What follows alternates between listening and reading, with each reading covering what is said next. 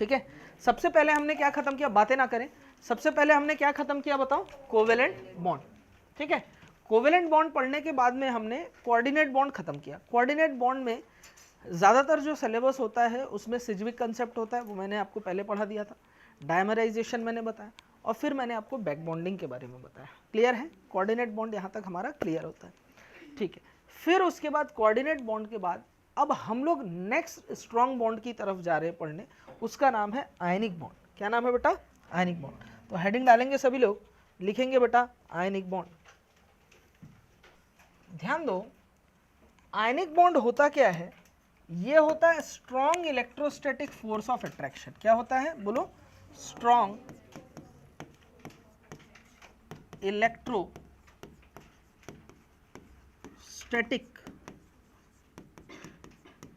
Force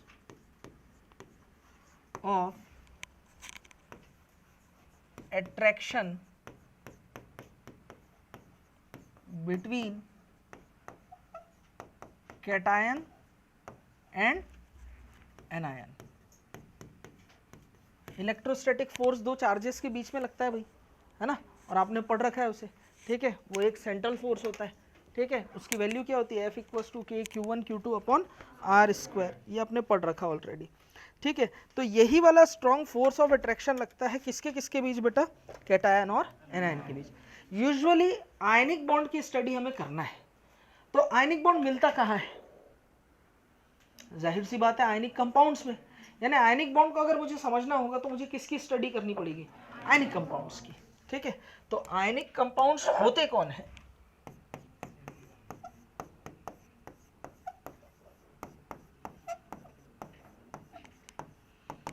ionic compounds में दो चीजें होंगी, एक तो होगा क्या बेटा कैटायन, तो दूसरा क्या होगा बेटा एनायन।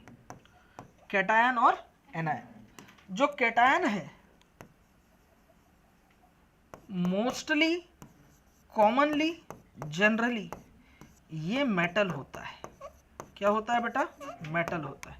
जो एनायन है यूजुअली ये क्या होता है बेटा, नॉन मेटल होता है। क्या होता है, नॉन मेटल। और मेटल्स तो हमारे पास पीरियोडिक टेबल में एस ब्लॉक में भी है, पी ब्लॉक में भी है, डी ब्लॉक में भी है, एफ ब्लॉक में भी है। मेटल हर जगह मिलते हैं, नॉन मेटल थोड़े कम होते हैं, पी ब्लॉक में कोने कोने तरफ रहते हैं ना। ठीक, तो जो मेटल है वो मोस्टली कौन सा होगा, मोस्टली, कॉमनली, जनरली ये एस ब्लॉक मेटल होना चाहिए। क्या होना चाहिए, एस ब्लॉक मेटल।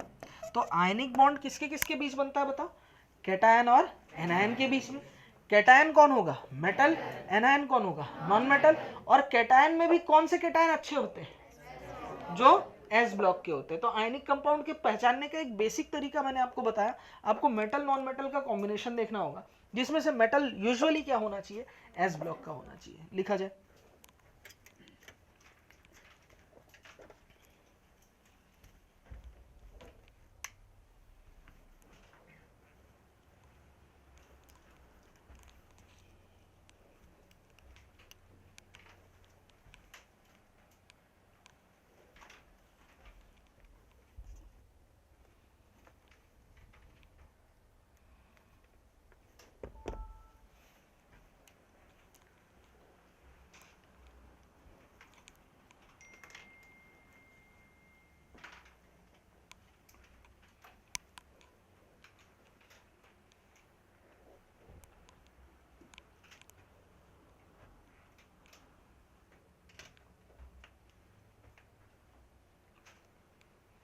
आज डेट क्या है, 20 हो भी गया, एक हफ्ता बस बचा है। गणेश पूजा 27 है ना बेटा, संडे एक्स्ट्रा क्लास है। क्लियर, आज रख दूं शाम को। ये होते हैं बच्चे यार, ये यही ना, इसलिए मेरा ये बैच फेवरेट है। मैं सुबह वाली बैच में बोला बेटा शाम को एक्स्ट्रा क्लास रख दो, नहीं। ठीक है, ऐसे ही तुम मेरे फेवरेट थोड़ी हो। तुम्हें बोला मैं शाम को एक्स्ट्रा क्लास रखूं, तुमने बोला यस सर रख दो सर, है ना। कितने अच्छे बच्चे हो तुम। तू चुप रह रे, मैं कंसिडर कर ही नहीं रहा हूं तेरे को। सारे ऐड में 2 कीटाणु तो लास्ट में बच ही जाते हैं 99.9%। दूसरा उत्तर नहीं, वो तो हाँ बोला यार। नहीं यार, संडे पागल, संडे हो और ऊपर से शाम हो और मैं तुम्हारे साथ रहूं, भगवान मुझे ये दिन ना दिखाए कभी। चलो लिखो, जल्दी लिखो। तुम बोलो सैटरडे को रख लो, तो सैटरडे तो है ही है क्लास सुबह, है ना। अभी फिक्स नहीं है, मैं आज नहीं बुला रहा हूँ, मैं ऐसे ही बोल रहा था, मैं तुम्हारा मन पढ़ना चाह रहा था, तुम क्या सोचते हो, क्या करना चाहते हो, ऐसा। ठीक है, और अभी थोड़ा सा मेहनत तो अपन करवाएंगे, अभी कर लेने से बाद में आराम रहेगा। अब ये तो इससे तो अच्छा है ना, लोग एक तो सिलेबस पूरा कराते नहीं, ऊपर से अप्रैल में जाके कराते हैं, और हम समय पे आपको करवा देंगे फ्री, मतलब जनवरी एंड तक आप 95% फ्री हो जाएंगे, 5% हम लोग फरवरी तक आपको बिजी रखेंगे पढ़ाई में, फिर टेस्ट वगैरह तो चलता रहेगा नीट के पहले तक। और सिलेबस ऐसा है कि पूरा हम करवाएंगे, मतलब जो प्रैक्टिकल केमिस्ट्री है यूजुअली लोग नहीं पढ़ाते, बायोमोलिक्यूल है यूजुअली लोग नहीं पढ़ाते, लेकिन हम आपको पढ़ाएंगे, वो वहाँ से क्वेश्चन आता है। ठीक है, तो बढ़िया तैयार रहना, है ना। कुछ क्लासेस एक्स्ट्रा अगर होती है तो घबराना नहीं है, आप ही के लिए है वो। चलिए टॉपिक को आगे बढ़ाते हैं। आयनिक बॉन्ड की बात कर रहे थे, किसकी बात कर रहे थे प्यारे बच्चों, बोल के पढ़ना है, बोलना है मेरे साथ, कौन सा बॉन्ड, आयनिक बॉन्ड। चलिए आयनिक बॉन्ड को थोड़ा सा और डिटेल में मैं लेके जाना चाहूंगा, आयनिक बॉन्ड को थोड़ा सा और डिटेल में मैं लेके जाना चाहूंगा।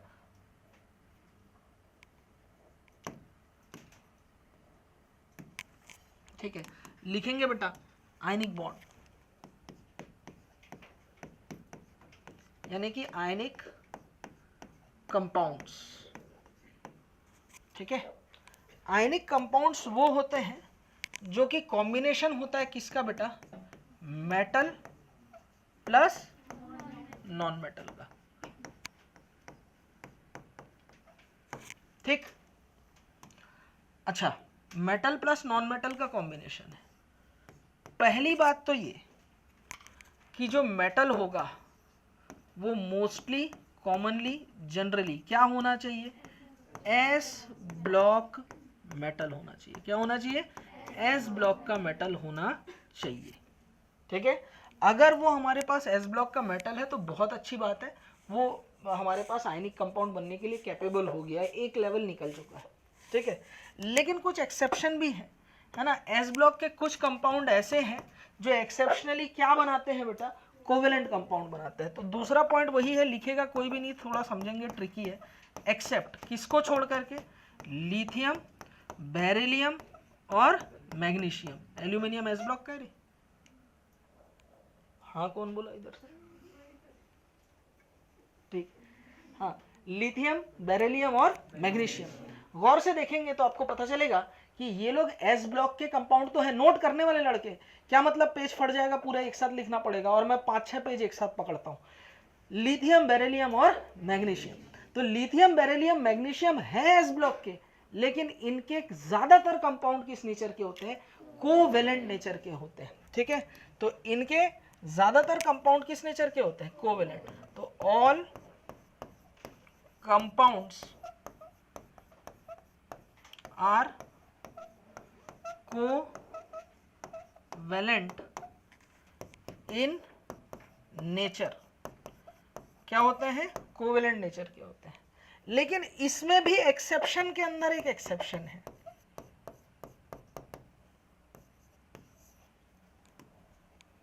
लिथियम, बेरिलियम, मैग्नीशियम, एल्यूमिनियम के कुछ आयनिक कंपाउंड में बनता है। एल्यूमिनियम को भी मैंने यहां कंसीडर कर लिया है। कुछ कंपाउंड क्या होते हैं, आयनिक होते हैं। ठीक है, तो आयनिक कंपाउंड्स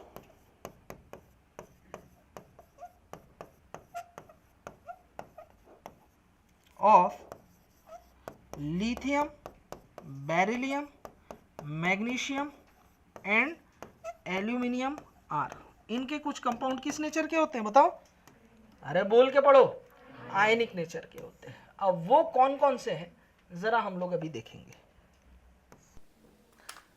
तो प्यारे बच्चों 2 मिनट के लिए पढ़ाई से ब्रेक लेते हैं। एक इन्फॉर्मेशन आप तक शेयर करनी थी। जो भी बच्चे नीट की तैयारी कर रहे हैं, जेई की तैयारी कर रहे हैं और वो चाहते हैं फ्लैश एकेडमी के सिस्टम से जुड़ना, फ्लैश एकेडमी के पढ़ाई को समझना और फ्लैश एकेडमी के जो नोट्स, मटेरियल, डीपीपीज है वो सब सॉल्व करें ताकि आप नीट और जेई में उड़ान भर सके, तो उनके लिए एक नया मौका है। यस, इस वीडियो के डिस्क्रिप्शन में लिंक दिया हुआ है बायोलॉजी, फिजिक्स और केमिस्ट्री की। आप चाहे वो कोर्स परचेस कर सकते हैं। कोर्स प्राइस बहुत ही कम और बहुत ही नॉमिनल रखा गया है, 2000 रुपीज़ का कोर्स है। अब इससे कम नहीं हो सकता। जो भी गेटवे का चार्ज था, जितनी चीज़ें मिनिमलिस्टिक हो सकती थी, मेरी टीम ने कर दी है। जल्द से जल्द एनरोल हो जाए और अपनी तैयारी को दे एक नए पंख। आप मुझे जानते हैं केमिस्ट्री एक्सपर्ट के तौर पर, और मुझसे केमिस्ट्री पढ़ने का ये एक और सुनहरा मौका आपके पास में है। जल्दी से जल्दी जाएं और सारी क्लासेस, ध्यान रखना, सारी क्लासेस हमारी लाइव होने वाली है। कुछ रिकॉर्डेड लेक्चर होंगे, जो चैप्टर हो चुके हैं उनके लिए आपको रिकॉर्डेड फॉर्म में सारे वीडियो लाइब्रेरी मिल जाएगा। और साथ ही साथ जो बच्चे अभी एनरोल होंगे उन बच्चों के लिए सारी क्लासेस लाइव होने वाली है। तो जल्दी से शुरू हो जाएं और जैसे ही आप कोर्स परचेस करेंगे नीचे दिए गए नंबर पे आप मुझे कॉल करें। नमस्कार, जय हिंद। यहाँ हम लोग देखेंगे एलिमेंट, यहाँ हम उसका देखेंगे फ्लोराइड, और यहाँ हम देखेंगे उसका ऑक्साइड, और यहाँ हम देखेंगे उसका कार्बाइड। ठीक है। एलिमेंट कौन कौन से हैं? लिथियम, बेरिलियम, मैग्नीशियम और aluminium. Lithium, beryllium, magnesium, aluminium है कि नहीं, ये सवाल आप अपने आप से पूछोगे। और अगर ये दिख जाए तो इनका फ्लोराइड, लिथियम का फ्लोराइड होगा LiF, ऑक्साइड होगा Li2O, कार्बाइड होगा Li4C। अच्छा, बेरिलियम के केस में सिर्फ कार्बाइड देखना है, वो होगा Be2C। भाई कार्बन पे -4 चार्ज है, उसको न्यूट्रल करने के लिए 2 बेरिलियम तो लगेंगे ना, बेरिलियम पे +2 चार्ज होता है। मैग्नीशियम का फ्लोराइड MgF2, मैग्नीशियम का ऑक्साइड MgO, मैग्नीशियम का कार्बाइड Mg2C, एल्यूमिनियम का फ्लोराइड AlF3, एल्यूमिनियम का ऑक्साइड Al2O3, एल्यूमिनियम का कार्बाइड Al4C3। ठीक है, एल्यूमिनियम की वैलेंसी 3 होती है, कार्बन की 4, तो कंपाउंड ये बनेगा। अगर ये लोग दिख रहे हैं तो दे आर आयनिक। ये क्या होंगे बेटा? आयनिक नेचर के होंगे। अदरवाइज सारे के सारे कंपाउंड किस नेचर के होंगे? इनके कोवेलेंट नेचर के होंगे। तो अब ये तो सर पैराडॉक्स बन गया, ये तो खतरनाक टाइप लग रहा है सर, अजीब अजीब लग रहा है। ठीक है, कैसे करेंगे, आएगा तो पहचानेंगे कैसे? बड़ा कंफ्यूजन हो रहा है। कोई कंफ्यूजन नहीं, एकदम चिल रहने का। मैंने 1 2 3 समझाने के लिए आपको बताया, आप उल्टा चलोगे, आप 3 2 1 चलोगे। ठीक है, आप सबसे पहले अपने आप से सवाल पूछोगे। हे पार्थ, आप पूछोगे अपने आप से, क्या लिथियम, बेरिलियम, मैग्नीशियम, एल्यूमिनियम है या नहीं? पहले बोलो, लिथियम, बेरिलियम, मैग्नीशियम, एल्यूमिनियम है कि नहीं? खुद से पूछो।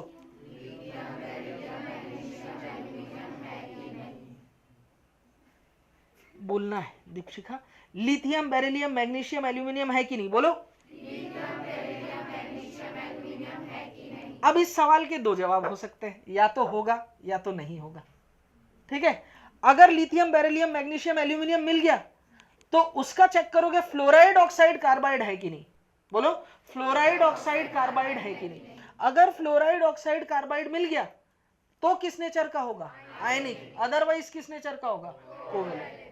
अदरवाइज किस नेचर का होगा? बोलो, कोवेलेंट नेचर का होगा। क्या मेरी बात आपको समझ में आ रही है? ठीक है, सबसे पहले आप चेक करोगे लिथियम, बेरिलियम, मैग्नीशियम, एल्यूमिनियम है कि नहीं, इनका फ्लोराइड, ऑक्साइड, कार्बाइड है कि नहीं। एक चीज ध्यान रहे, बेरिलियम का सिर्फ कार्बाइड कंसीडर करना, फ्लोराइड, ऑक्साइड कंसीडर नहीं करेंगे, वो एक्स्ट्रा बात है, वो याद रहेगा। लिथियम, बेरिलियम, मैग्नीशियम, एल्यूमिनियम है कि नहीं? यस सर है। इनका फ्लोराइड, ऑक्साइड, कार्बाइड है कि नहीं? यस सर है, लेकिन बेरिलियम का सिर्फ कार्बाइड, तो आयनिक होगा। Otherwise lithium, beryllium, magnesium, aluminium है, फ्लोराइड, ऑक्साइड, कार्बाइड नहीं है, तो क्या होगा? कोवेलेंट। ये कॉम्बिनेशन मिला तो आयनिक, ये कॉम्बिनेशन ना मिला तो कोवेलेंट। अच्छा, लिथियम, बेरिलियम, मैग्नीशियम, एल्यूमिनियम ना हुआ, एस ब्लॉक मेटल हुआ, तो क्या होगा? आयनिक ही होगा। क्या मैंने जो बात बोला आपके दिमाग में प्रोसेस हुआ नहीं हुआ? अभी करवाऊंगा तो और क्लियर हो जाएगा, कोई बड़ी बातचीत नहीं है, यहां तक क्लियर है? ठीक, छापो। ऐसा देखा गया है, metal hydroxide,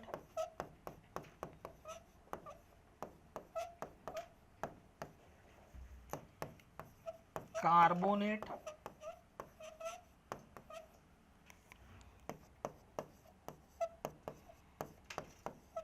sulphate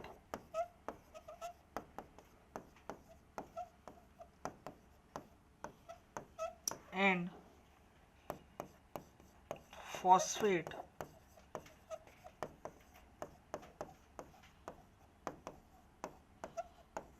are also ionic in nature। ठीक है, ऐसा यूजुअली देखा गया है, मोस्टली, कॉमनली, जनरली ऐसा देखा गया है। ठीक है, इसके अलावा भी क्लोरेट, परक्लोरेट और भी अगर आए तो भी हो सकता है, लेकिन ये अगर हुए तो ये तो होंगे ही होंगे। बोलो क्लियर है? ठीक है, चलो देखो मैं बता रहा हूँ, फिर बाकी आप करते रहना।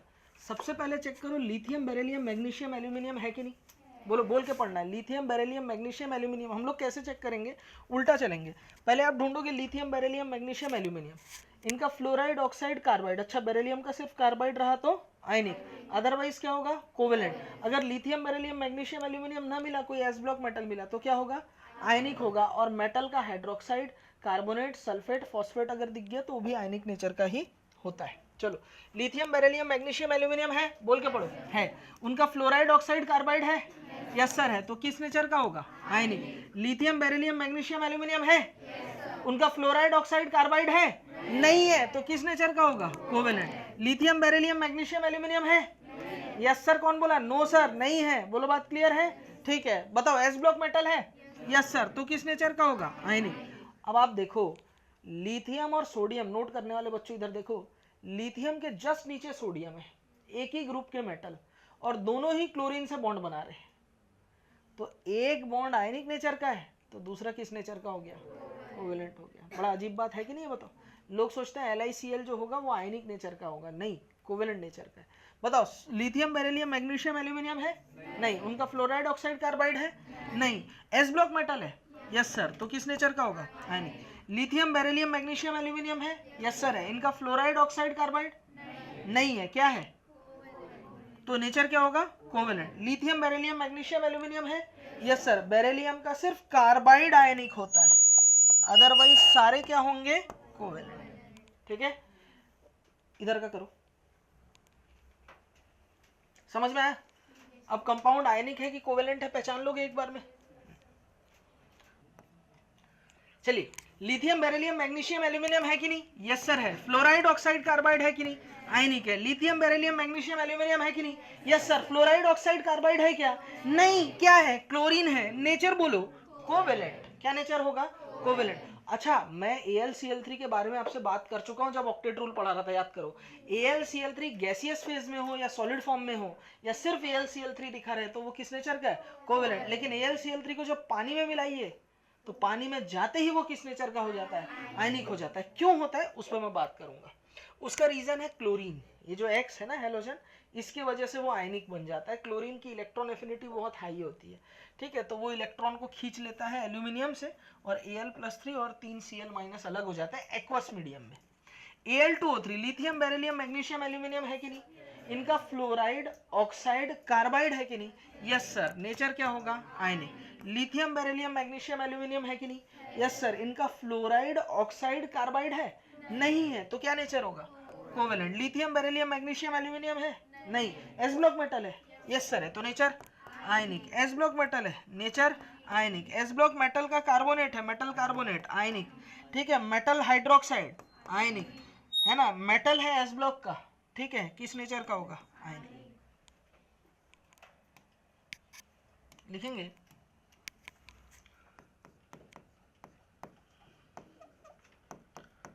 Formation of ionic compound. कोई भी आयनिक कंपाउंड बनता कैसे है? ठीक है, आयनिक कंपाउंड बनने का समझने के लिए एक एग्जांपल ले लेते हैं। कोई भी एक आयनिक कंपाउंड बताओ, उसको बना करके हम लोग समझ लेंगे। NaCl। ठीक है, आज तक ऐसा नहीं हुआ तुमने कोई कंपाउंड बोला हो और मैंने उसे ना बताया हो, तो आज भी वही परंपरा निभाएंगे। NaCl का फॉर्मेशन हम लोग समझेंगे। किसका समझेंगे फॉर्मेशन? NaCl, sodium chloride. ये एक आयनिक कंपाउंड है। NaCl बनता कैसे है? तो सीधा सा दिमाग में जवाब आता है कि एक Na+ होगा, दूसरा Cl- होगा, दोनों एक में प्लस चार्ज होगा, दूसरे में माइनस चार्ज होगा, दोनों आपस में अट्रैक्ट होते हैं और दोनों ने डिसाइड किया कि अब अट्रैक्ट हो गए तो अब क्या ही डिसाइड करना, अब आपस में बॉन्ड बन जाएगा इनका, और ये बॉन्ड कौन सा होगा, आयनिक बॉन्ड होगा। ऐसा लगता है, ये लुबड़े बच्चे सोचते हैं, ठीक है। प्रो लोग के लिए बातें अलग होती है। जैसे आप छोटे बच्चे थे तो आप सोचते थे कि सनलाइट आता होगा, पत्ती में गिरता होगा, पत्ती अपना खाना खुद बना लेती है क्लोरोफिल बना करके, मतलब प्लांट्स अपना खाना खुद बना लेते हैं। ये नूब वाली बात है। प्रो हुए तो पता चला पूरा फोटोसिंथेसिस होगा, पिगमेंट सिस्टम होगा, फोटोन गिरेगा, ठीक है, यहाँ पर ये साइकिल होगा इतना सारा, ठीक है, रूबिस्को होगा, क्या क्या फलान ढिमकान होगा, क्लोरोफिल होगा, स्टोमेटा होगा, ग्रेनम होगा, ग्रेनम थैलेकॉइड्स होगा, क्लोरोफिल होगा, पिगमेंट्स होंगे, फलान ढिमकान होंगे। बाद में समझ में आया, जब प्रो हुए तो पता चला कहानी इतनी कॉम्प्लेक्स है। वैसे ही आयनिक कंपाउंड को बहुत नूब तरीके से ये बताया जाता है कि आयनिक कंपाउंड में एक कैटायन होगा, एक एनायन होगा, दोनों के बीच इलेक्ट्रोस्टैटिक अट्रैक्शन होगा और इनके बीच छोटे छोटे आयनिक बॉन्ड बन जाएंगे। लेकिन ऐसा नहीं होता। अच्छा, एक और बात मैं आपसे यहाँ डिस्कस करना चाहूंगा, इतना आसान नहीं है। अगर मैं एक आयनिक कंपाउंड का सैंपल भी ले लूं, एक चुटकी नमक अगर मैं ले लूं, तो उसमें लाखों करोड़ों Na+ होंगे और लाखों करोड़ों Cl- होंगे। बोलो होंगे नहीं होंगे? यानी कि जो आयनिक कंपाउंड्स है यूजुअली वो किसका फॉर्मेशन करते हैं, क्रिस्टल का फॉर्मेशन करते हैं। किसका फॉर्मेशन करते हैं, क्रिस्टल का। तो चलिए NaCl बनाते हैं। तो NaCl बनाने के लिए मिठास, मसाला और अच्छा सब कुछ हम लोग को लाना पड़ेगा, और थोड़ी सी बाबूजी का स्पेशल है ना मसाला इसमें डालना पड़ेगा, और फिर थोड़े से हम लोग फूड ब्लॉगर लोग को बुलाएंगे और रील बनाने के बाद NaCl बन जाएगा। इतना आसान नहीं है, ठीक है, समझ लो। ढाबे में नहीं गए हैं हम लोग, NaCl बना रहे, कैसे होगा। यहाँ बात होगी एंथैल्पी चेंज की, बात होगी एंथैल्पी चेंज ऑफ फॉर्मेशन की। देखते हैं, सोडियम मेटल का टुकड़ा सॉलिड फॉर्म में रहता है, बोलो रहता है, ठीक है। अब मुझे Na सॉलिड को किस में चेंज करना है, Na+ में चेंज करना है। Na+ में चेंज करना है यानी क्या निकालना होगा, मुझे एक इलेक्ट्रॉन निकालना पड़ेगा, और इलेक्ट्रॉन को निकालने के लिए जो एनर्जी दी जाती है उसे हम लोग बोलते हैं आयनाइजेशन एनर्जी। लेकिन सावधान रहें, सतर्क रहें, ये सॉलिड है, सॉलिड में हम लोग आयनाइजेशन एनर्जी नहीं दे सकते। आयनाइजेशन एनर्जी देने के लिए जिया होना चाहिए। क्या होना चाहिए, जिया, गैसियस आइसोलेटेड एटम। या तो गैस होगा और साथ ही साथ आइसोलेटेड होगा यानी अकेला होगा, और ऊपर से एटम होना चाहिए, मॉलिक्यूल की बात हम लोग नहीं करते। तो Na सॉलिड जो है, इसको आइसोलेटेड गैसियस में चेंज करने के लिए पहली एनर्जी जो मुझे देनी पड़ेगी उसका नाम होता है Se, यानी सब्लिमेशन एनर्जी। सब्लिमेशन एनर्जी देते ही सोडियम हमारा जिया में बदल जाएगा, और जिया हो सोडियम मेटल का जो टुकड़ा है वो गैस में बदल गया है, यानी गैस आइसोलेटेड एटम में। अब मैं यहां पर दे सकता हूं क्या बेटा, आयनाइजेशन एनर्जी। जैसे ही मैं आयनाइजेशन एनर्जी दूंगा, एक इलेक्ट्रॉन यहां निकल जाएगा। हितेश, तुझे ये बात मालूम है, किसी भी मेटल के जीवन में आयनाइजेशन आती है तो इलेक्ट्रॉन लेके चली जाती है। जैसे ही इलेक्ट्रॉन निकला हितेश, यहां क्या बन जाएगा, Na+ गैस। तो अब तक कितनी एनर्जी की बात हुई, जरा एक एक करके हम लिख लेते हैं। सबसे पहली एनर्जी कौन सी, Se को क्या बोलते हैं, सब्लिमेशन एनर्जी। कौन सी एनर्जी, सब्लिमेशन एनर्जी। अच्छा एक चीज बताओ, सब्लिमेशन एनर्जी एंडोथर्मिक है कि एक्सोथर्मिक है, एंडोथर्मिक है, यानी जाहिर सी बात है change in enthalpy during sublimation energy will B positive. सब बच्चे 12वीं पास हैं ऐसा मैं उम्मीद करता हूं, तो सबको ये बात मालूम होगा, एंडोथर्मिक प्रोसेस के लिए चेंज इन एंथैल्पी पॉजिटिव होता है और एक्सोथर्मिक प्रोसेस के लिए चेंज इन एंथैल्पी नेगेटिव होता है। क्या ये बात क्लियर है। दूसरी एनर्जी जो आपको नजर आ रही है वो कौन सी है, आयनाइजेशन एनर्जी। कौन सी बेटा, आयनाइजेशन एनर्जी। तो दूसरी एनर्जी जो यहां पर आप देख रहे हो उसका नाम क्या है, आयनाइजेशन एनर्जी। और मुझे बताओ, क्या मैं बोल सकता हूं delta H ionisation energy will be negative. कौन बोला रही है ना, कोहनी इधर आलू उठा रहा, ठीक है। हाँ, तो देखो आयनाइजेशन एनर्जी क्या होगी, पॉजिटिव, क्योंकि ये भी कैसी एनर्जी है, एंडोथर्मिक एनर्जी। अब एक तो Na का काम तो हो गया, इधर हमें क्या चाहिए, क्लोरीन।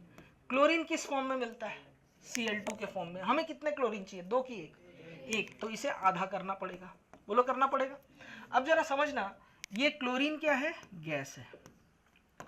क्लोरीन क्लोरीन के बीच में एक बॉन्ड है, मुझे इस बॉन्ड को तोड़ना है, तो मुझे जो एनर्जी देनी पड़ेगी उसे बोलते हैं बॉन्ड डिसोशिएट एनर्जी, BDE। ठीक है, पूरा बोले बॉन्ड डिसोशिएट एनर्जी, ना तो लड़के बीड़ी बीड़ी करते रहते हैं, ठीक है। तो बॉन्ड डिसोशिएट एनर्जी देते ही इनके बीच का बॉन्ड क्या हो जाएगा, टूट जाएगा, टूट जाएगा। मैंने कितने मोल लिए हैं Cl2 के, एक नहीं आधा, आधा लिया है, तो यहां भी आधा करना पड़ेगा, तो बॉन्ड डिसोशिएट एनर्जी भी क्या हो जाएगा, आधा। या सिंपल समझो, दो एटम के बीच का बॉन्ड तोड़ने के लिए एक बॉन्ड डिसोशिएट एनर्जी था, तो एक क्लोरीन के लिए कितना होगा, आधा बॉन्ड डिसोशिएट एनर्जी। क्या ये बात समझ में आया? अरे हूं हाँ किया जाए, ठीक है। तो यहां पर अगली एनर्जी जो मैं दूंगा वो होगी क्या बेटा, half bond dissociate energy. Bond dissociate energy देते ही क्लोरीन बदल जाएगा isolated neutral isolated gaseous atom, निगा बन जाएगा न्यूट्रल आइसोलेटेड गैसियस एटम।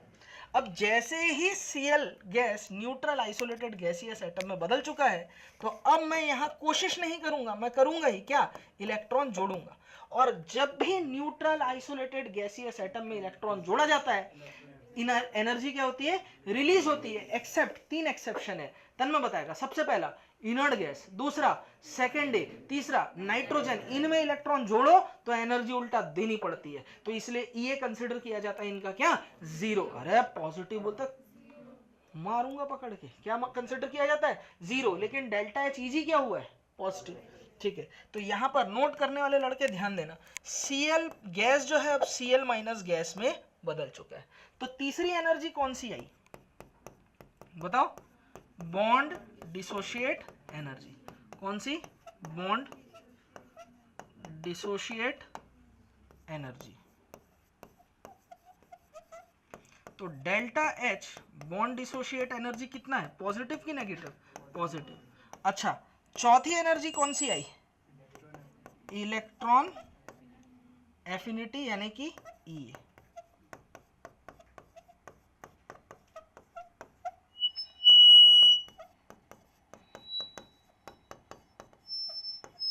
इसको डेल्टा एच ईजी से रिप्रेजेंट करते हैं, वैल्यू क्या आएगी, नेगेटिव, क्योंकि ये एक्सो नहीं, सॉरी एंडो नहीं, ये क्या है, एक्सो है।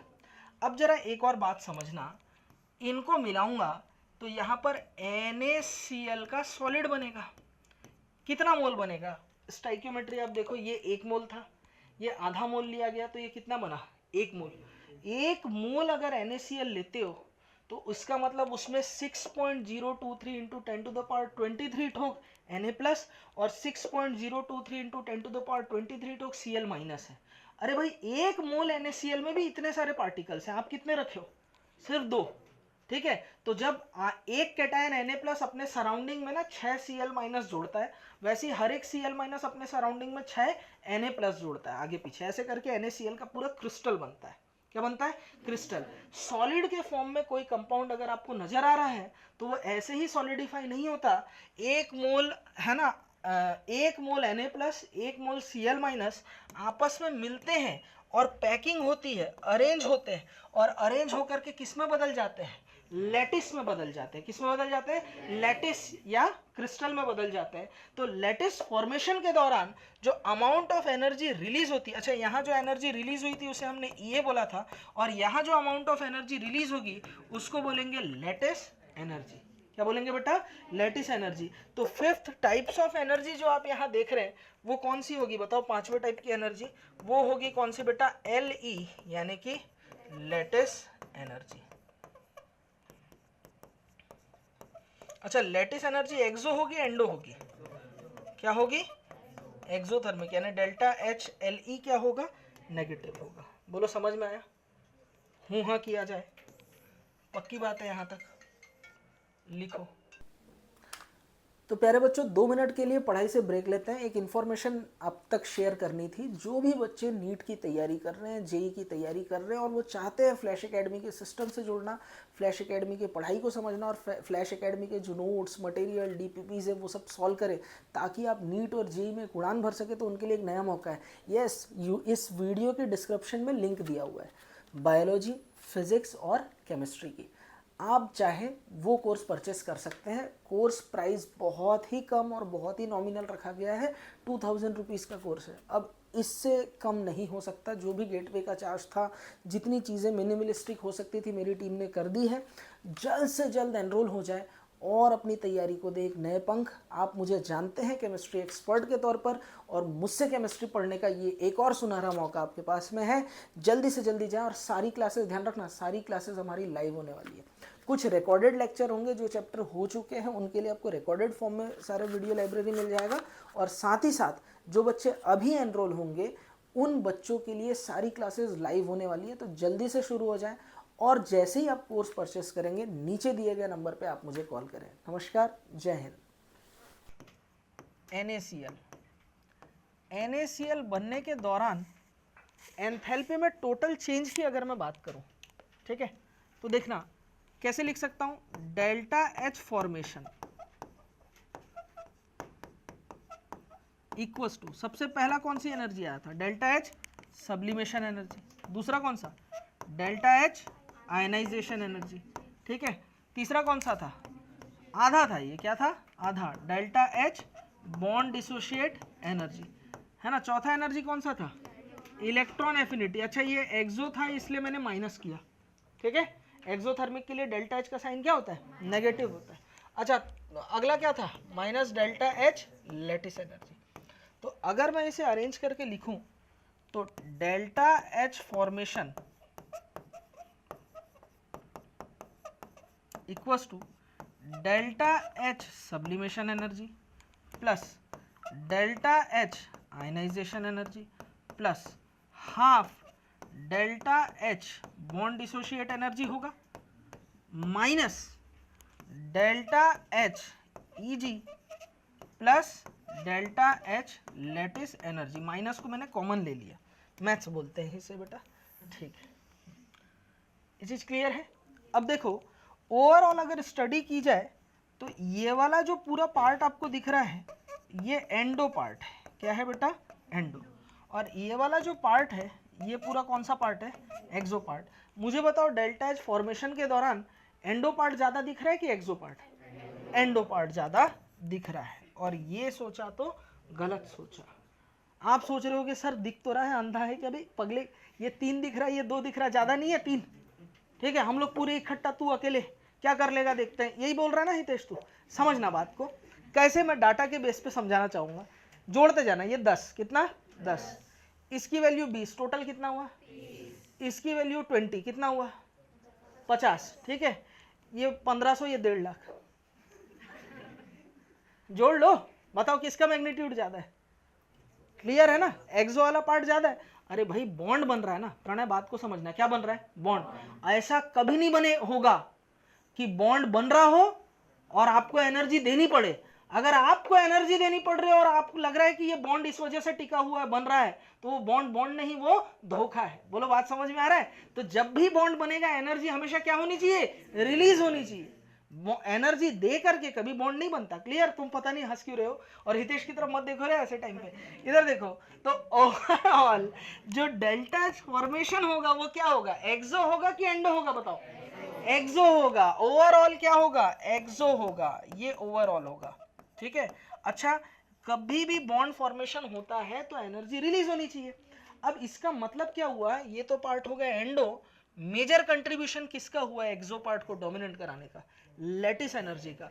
तो ये आयनिक कंपाउंड का हीरो है, कौन, लैटिस एनर्जी। लैटिस एनर्जी अगर अच्छी है तो एक्सो पार्ट डोमिनेट करेगा, और ओवरऑल डेल्टा H फॉर्मेशन भी क्या होगा, ज्यादा। और डेल्टा H फॉर्मेशन अगर ज्यादा हुआ तो जो आयनिक कंपाउंड है वो उतना ही ज्यादा आयनिक होगा, यानी उतना ही ज्यादा स्टेबल होगा।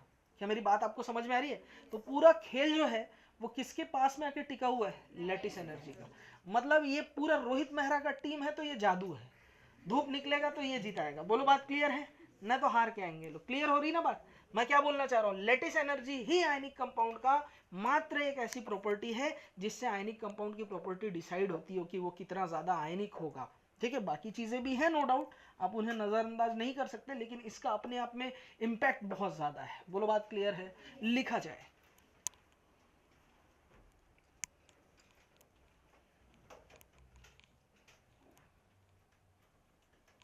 तो आयनिक बॉन्ड बनाने की फेवरेबल कंडीशन क्या होगी, 2 मिनट सुना जाए इधर। अगर मैं आयनिक कंपाउंड अच्छा बनाना चाहता हूं तो मुझे क्या ज्यादा करना पड़ेगा, बोलो, एक्सो पार्ट ज्यादा करना पड़ेगा, एंडो पार्ट को कम करना पड़ेगा। अब एक्सो पार्ट ज्यादा, एंडो पार्ट कम करने के लिए favourable condition for ionic bond formation सुना जाए। प्रणय इधर देख, मुंह मत फाड़ रहे। सबसे पहले लो सब्लिमेशन एनर्जी, इसको क्या करना होगा, लो सब्लिमेशन एनर्जी। दूसरा लो आयनाइजेशन एनर्जी। तीसरा लो बॉन्ड डिसोशिएट एनर्जी। चौथा हाई इलेक्ट्रॉन एफिनिटी। पांचवा हाई लैटिस एनर्जी। ये दोनों को हाई करना पड़ेगा, इन तीनों को लो करना पड़ेगा। क्लियर? छापो, लिखो favourable condition for ionic bond formation.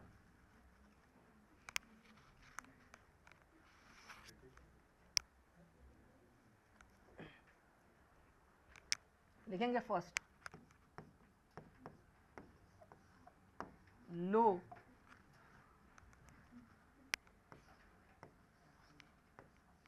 Sublimation energy of metal. अच्छा, सब्लिमेशन एनर्जी हम किसे देते हैं, मेटल को देते हैं, तो low sublimation energy of metal. दूसरा लिखोगे लो आयनाइजेशन एनर्जी ऑफ, ये किसको होता है, मेटल को ही दिया जाता है आयनाइजेशन एनर्जी।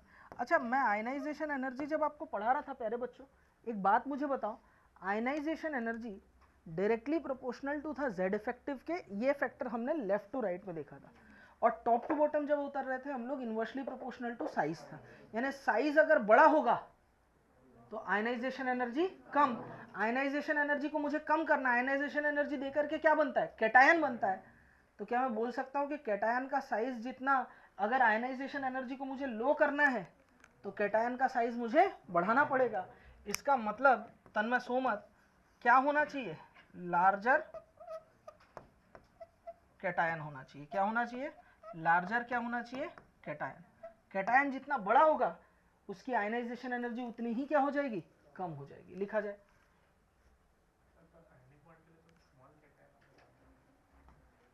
आयनिक बॉन्ड के लिए हमने क्या लिखा, आयनाइजेशन एनर्जी क्या होनी चाहिए, low. Ionisation energy inversely proportional to size, आप साइज बढ़ाओगे तभी तो आयनाइजेशन एनर्जी क्या होगी, कम होगी। अब तो कुछ पुराना पढ़ा था और तेरे को 11th का पढ़ा हुआ वही धुंधला धुंधला याद है। मैं तुझे बताऊं कि तू पोलराइजेशन को याद कर रहा है। पोलराइजेशन के लिए इसका जस्ट ऑपोजिट होता है। आयनिक बॉन्ड अच्छा बनने के लिए लार्जर कैटायन स्मॉलर एनायन होना चाहिए, और पोलराइजेशन के लिए स्मॉलर कैटायन लार्जर एनायन होना चाहिए, जस्ट इसका ऑपोजिट। और पोलराइजेशन बढ़ेगा तो कोवेलेंट कैरेक्टर बढ़ते हैं, आयनिक कैरेक्टर कम होते हैं। तेरे को वही वाला चीज याद आ गया इसलिए तू यहां बोल दिया, लेकिन बातें दोनों अलग है, ठीक है, उनको मिक्स ना किया जाए। क्लियर? ठीक है, मैं कंपेयर करके भी आगे बताऊंगा। क्लियर है ये चीज, समझ में आया सभी को? तो लो आयनाइजेशन एनर्जी किसका होना चाहिए, मेटल का। तीसरा एनर्जी क्या था बताओ, बॉन्ड डिसोशिएट एनर्जी। तो ये भी क्या होना चाहिए बताओ, लो, ठीक है, क्या होना चाहिए, bond dissociate energy of non metal. बार बार थोड़ी लिखेंगे। हाँ, पहला low sublimation energy of metal, ठीक है। दूसरा क्या बताया, low ionisation energy of metal. अच्छा, मेटल का ionisation energy inversely proportional to size होता है, तो इसका मतलब क्या होना चाहिए, हाँ, लार्जर कैटायन।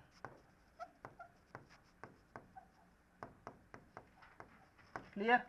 तीसरा क्या होना चाहिए, लो क्या होना चाहिए, बॉन्ड डिसोशिएट एनर्जी ऑफ, ये किसका होगा, नॉन मेटल के लिए। क्लियर है? चलिए, चौथा क्या होना चाहिए, हाई इलेक्ट्रॉन एफिनिटी ऑफ, किसका होना चाहिए, नॉन मेटल। मुझे एक चीज बताया जाए बेटा, क्या इलेक्ट्रॉन एफिनिटी भी इनवर्सली प्रोपोर्शनल टू साइज होता है? अरे ये भी तो होता है ना, इनवर्सली प्रोपोर्शनल टू साइज। अब ये अगर मुझे ज्यादा करना है तो साइज को मुझे क्या करना होगा, कम। इसका मतलब ये क्या होना चाहिए बताओ, स्मॉलर एनायन होना चाहिए। क्या होना चाहिए, स्मॉलर एनायन। और पांचवा और मोस्ट इंपॉर्टेंट, हाई क्या होना चाहिए, हाँ, लैटिस एनर्जी। ठीक है, अच्छा, लेटिस एनर्जी का मतलब ही होता है अट्रैक्शन। लेटिस एनर्जी जितना ज़्यादा कब होता है, जैसे सपोज ये कैटायन और एक एनायन है, इनके बीच अट्रैक्शन बहुत ज़्यादा होना, तो जो रिलीज होने वाली एनर्जी है वो तेज़ी से बहुत ज़्यादा अमाउंट में रिलीज होती है। तो लेटिस एनर्जी हाई होने का मतलब ही होता है स्ट्रॉन्ग अट्रैक्शन। कई बार पेपर में स्ट्रॉन्ग अट्रैक्शन भी दिया रहेगा, तो इसका मतलब एक ही है। स्ट्रॉन्ग अट्रैक्शन को कई बार स्टेटमेंट के फॉर्म में जेड इफेक्टिव भी बोल देते हैं। स्ट्रॉन्ग जेड इफेक्टिव का होना मतलब एक ही है, ठीक है। ये लिखा रहे, ये लिखा रहे, ये लिखा रहे, बात एक ही है। क्लियर है?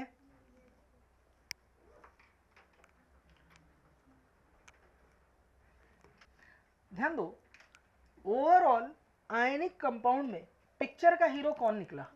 Lattice energy. तो हमारा पूरा फोकस अब आने वाले दिनों में लेटिस एनर्जी की तरफ जाने वाला है। अब एक चीज समझना, लेटिस एनर्जी की definition according to Born Haber cycle क्या होनी चाहिए?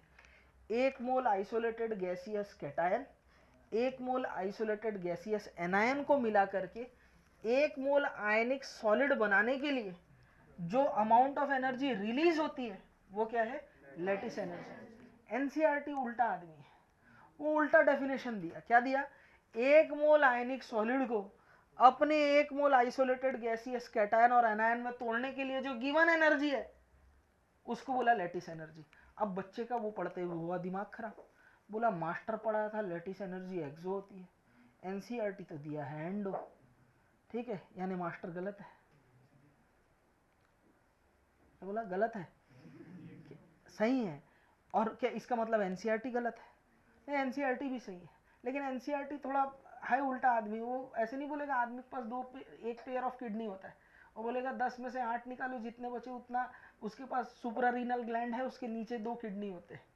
तो यही चीज़ डायरेक्ट बोल देता ना 2 है, समझ रहे हो ना? वो एनसीईआरटी है। तो ठीक वैसे ही वो डायरेक्ट बोल सकता था 1 मोल गैसियस कैटायन और एनायन को मिला करके हम देखें तो 1 मोल आयनिक क्रिस्टल बनने में जो अमाउंट ऑफ एनर्जी रिलीज होती है वो लेटिस एनर्जी है। हम बात कर रहे हैं फॉर्मेशन की, और एनसीईआरटी डिस्ट्रक्शन की बात कर रहा है, तोड़ने की बात कर रहा है, हम जोड़ने की बात कर रहे हैं। 1 मोल आयनिक सॉलिड को अपने गैसियस कैटायन और एनायन में तोड़ने के लिए जो गिवन एनर्जी है वो लेटिस एनर्जी है। तो जब तोड़ने की बात करेंगे तो लेटिस एनर्जी क्या हो जाएगी? एंडो। जब जोड़ने की बात करेंगे तो लेटिस एनर्जी क्या होगी? एक्सो। वैसे मैं थोड़ा सा जोड़ना मुझे ज़्यादा अच्छा लगता है बशर्ते तोड़ने के, तो मैं इसलिए आपको एक्सो वाला बात ही बताऊंगा। क्लियर है? लेकिन एनसीईआरटी पढ़ते हुए आप कंफ्यूज ना हो। क्लियर है ये बात? पक्की बात है? ठीक है, चलिए तो लिखेंगे लेटिस एनर्जी। ये बात क्लियर हुआ ना जो मैं आपको समझाना चाह रहा था? बोलो भाई। ठीक है, लिखेंगे लेटिस एनर्जी।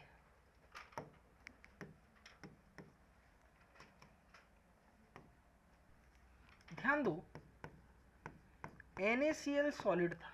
क्या था? NaCl solid. इसको अगर मैंने 788 किलो जूल पर मोल एनर्जी दे दिया तो ये अपने आइसोलेटेड गैसियस कैटायन और आइसोलेटेड गैसियस एनायन में टूट जाता है।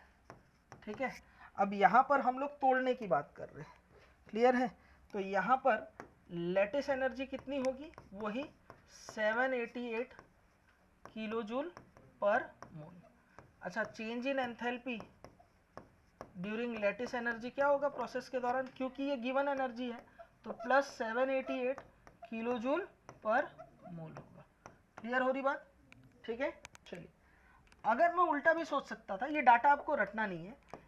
Na प्लस गैस है, Cl माइनस गैस है, इन दोनों को जोड़ा और NaCl का 1 मोल आयनिक सॉलिड बना और अमाउंट ऑफ एनर्जी जो रिलीज हुई वो 788 किलो जूल पर मोल है। ठीक है, तो इस कंडीशन में वापस से फिर वही बात, लेटिस एनर्जी कितनी होगी?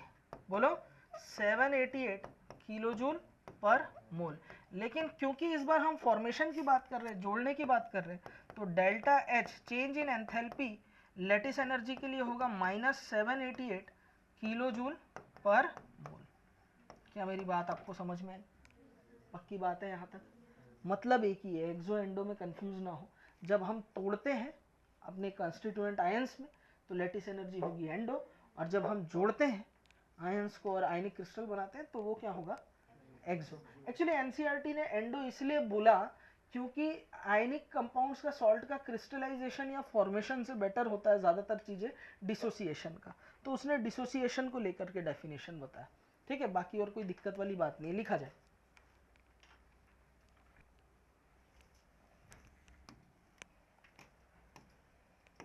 लिखेंगे फैक्टर्स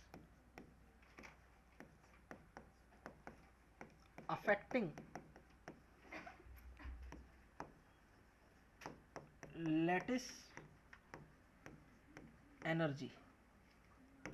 वो कौन से फैक्टर हैं जिससे लैटिस एनर्जी चेंज होता है। ठीक, ध्यान दो, लैटिस एनर्जी जो है directly proportional to Z plus यानी चार्ज ऑन कैटायन और Z माइनस है यानी चार्ज ऑन एनायन। चार्ज के डायरेक्ट प्रोपोर्शन होता है, ठीक है, चार्ज के मल्टीप्लाई के, और साइज के सम के इन्वर्स प्रोपोर्शन होता है। ये एक्चुअल फॉर्मूला यही है। आपको कई लोग काम चलाने के लिए ना, इससे आपका काम तो चल जाएगा लेकिन कभी कभार गाड़ी भी अटक सकती है, चार्ज अपॉन साइज बोल देते हैं लोग, ठीक है, चल जाएगा। लेकिन एक्यूरेसी की अगर बात करें तो एक्यूरेट फॉर्मूला यही है, चार्ज के मल्टीप्लिकेशन के डायरेक्ट प्रोपोर्शन और साइज के सम के इनवर्स प्रोपोर्शन, कैटायन का साइज एनायन का साइज। क्लियर है? हाँ करो, लिखो।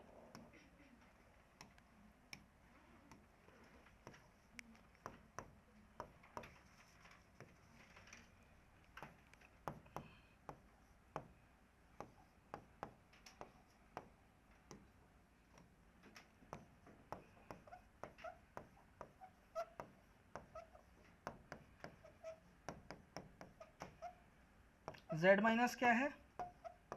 चार्ज किसका? एनायन का। R प्लस क्या है? साइज ऑफ, साइज बोल दो, रेडियस बोल दो, एक ही बात है, कैटायन। R माइनस क्या है? Size of anion.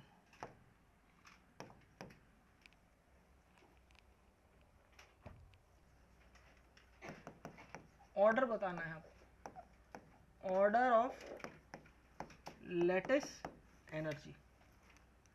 पहला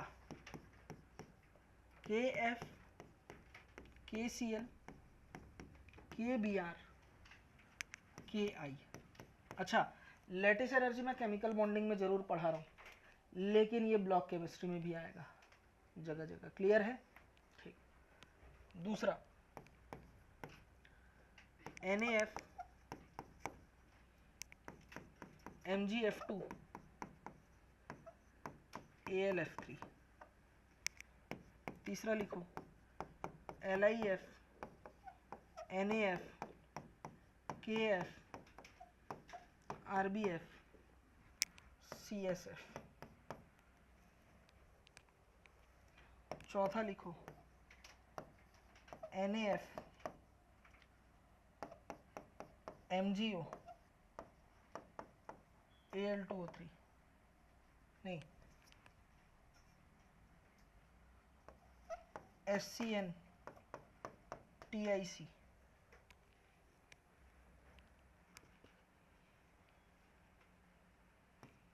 पांचवा लिखो NaCl, Na2S, Na3P। छठवा लिखो KBr, LiF, MgO। अच्छा, एक चीज ध्यान रख लेना, अगर चार्ज फैक्टर भी लग रहा हो और साइज फैक्टर भी लग रहा हो तो चार्ज फैक्टर मोर डोमिनेटिंग होता है। ये तो आपको मैंने बता रखा है।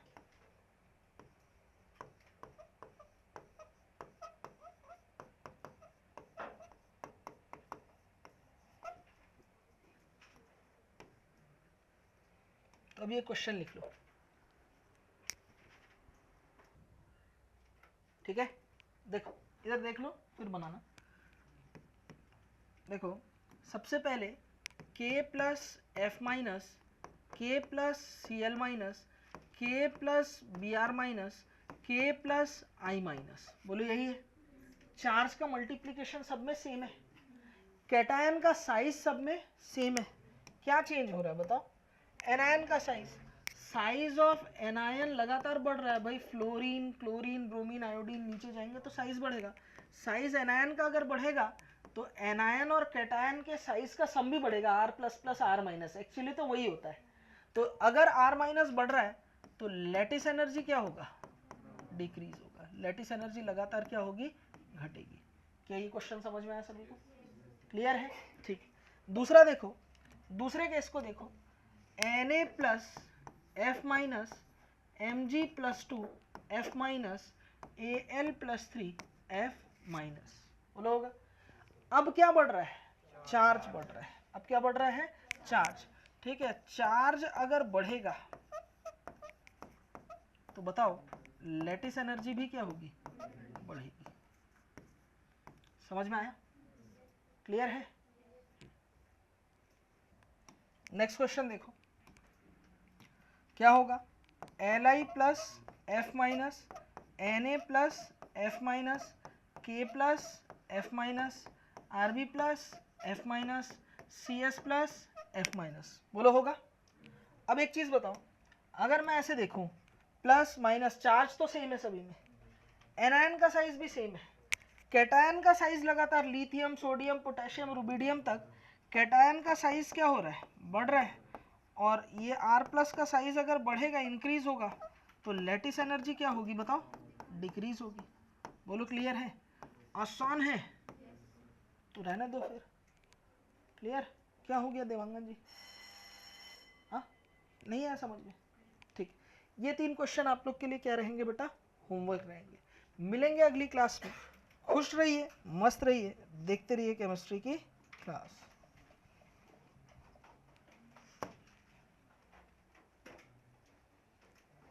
पूरा लिख के जा। क्या हो गया हितेश? कौन सा क्वेश्चन में? कौन सा वाला होमवर्क में? ये तेरा घर है? ये तेरा घर है? ये घर है तेरा तो घर पे करना ना, ठीक है? घर पे करना आराम से, इस बहाने कॉपी तो खुलेगा। चलो, आयनिक कंपाउंड, सबसे पहले क्विक रिवीजन करते हैं। आज की क्लास में मैंने क्या पढ़ा है?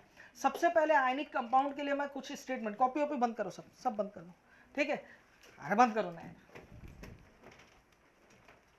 देवी और सज्जनों, शुरू करने जा रहे हैं एक अद्भुत खेल। खेल का नाम है यस सर और नो सर। मैं कुछ स्टेटमेंट बोलूंगा देवी और सज्जनों, और आपको बताना है कि वो सही है कि गलत है। अगर वो सही होगा भाई तो आपको बोलना है यस सर, और एक साथ बोलेंगे सब लोग। कैसे बोलेंगे? Yes sir. और अगर स्टेटमेंट गलत है तो देवी और सज्जनों आपको बोलना है नो सर। क्या बोलना है? No sir. तो चलिए शुरू करते हैं अद्भुत खेल। कंप्यूटर जी, सबसे पहले आपकी स्क्रीन पर एक सवाल आ रहा है। आयनिक कंपाउंड भाई एनायन और एनायन के बीच में बनता है?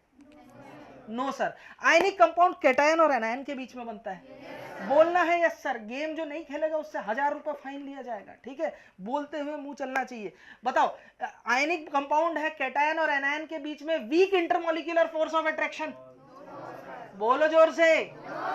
आयनिक बॉन्ड होता है कैटायन एनायन के बीच में strong electrostatic force of attraction. Yes sir. सबसे पहले चेक करेंगे लिथियम बेरिलियम मैग्नीशियम एल्यूमिनियम है कि नहीं? बोलो, बोलो है? क्या चेक करेंगे? लिथियम बेरिलियम मैग्नीशियम एल्यूमिनियम है कि नहीं? बोलो है? उसका चेक करेंगे इनका फ्लोराइड ऑक्साइड कार्बाइड है कि नहीं? बोलो है? अगर इनका फ्लोराइड ऑक्साइड कार्बाइड हुआ तो कोवेलेंट होगा? No sir. क्या होगा? आयनिक होगा। क्या होगा बेटा? आयनिक होगा। क्या होगा? आयनिक। अगर नहीं हुआ तो क्या होगा? कोवेलेंट। अगर एस ब्लॉक मेटल हुआ तो आयनिक होगा। चलिए, मेटल के हाइड्रोक्साइड, मेटल के कार्बोनेट, मेटल के फॉस्फेट, मेटल के सल्फेट, ये सारे के सारे कोवेलेंट नेचर के होते हैं? No sir. आयनिक नेचर के होते हैं? Yes sir. बोलो, बात समझ में आया? ठीक है। फिर उसके बाद हम लोगों ने बात की थे फॉर्मेशन की, बॉन्ड हेबर साइकिल, ठीक है? Favourable condition for ionic bond formation, favourable condition for ionic bond formation, high lattice energy.